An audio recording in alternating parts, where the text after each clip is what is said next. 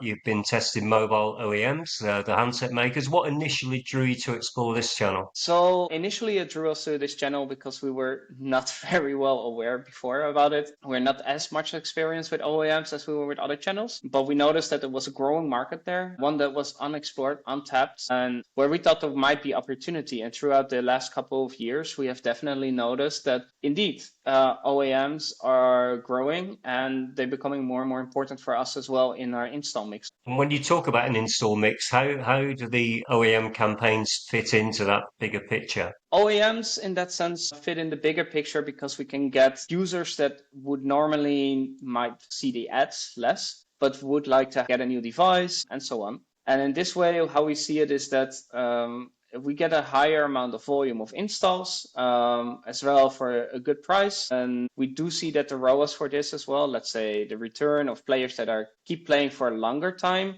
is actually quite consistent, higher than we initially even expected. And we see great results from it, and therefore.